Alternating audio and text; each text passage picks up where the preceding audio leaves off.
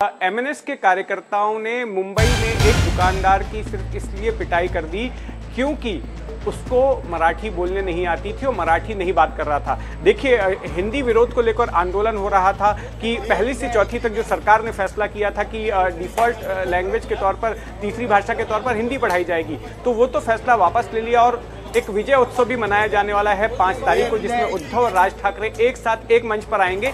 लेकिन इसके अलावा भी हिंदी विरोध एमएनएस का सड़क पर जारी है और एक तस्वीर सामने आई है जहां पर कि एमएनएस के कार्यकर्ता एक दुकानदार के साथ में मारपीट कर रहे हैं क्योंकि वो मराठी नहीं बोल पा रहा है। मयूर, इसको किस तरह से देखा जाए कि इस मुद्दे को एमएनएस जिंदा रखना चाहती है बीएमसी चुनाव तक?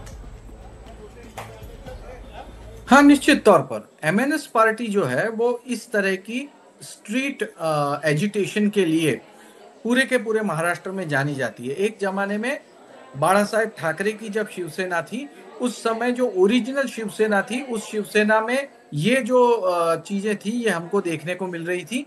उसके बाद जब उद्धव ठाकरे इन्होंने जब शिवसेना को टेक ओवर किया तो ये दौर थोड़ा कम हो गया। लेकिन एमएनएस पार्टी जो है वो इस तरह से सड़क के ऊपर आंदोलन करने के लिए जानी जाती है, अपनी बात आक्रामकता से और बिल्कुल खुलकर, और उसके लिए अगर हाथापाई का प्रयोग करना पड़े तो भी वो करते हैं, और यही हमने पास्ट में भी देखा हुआ है।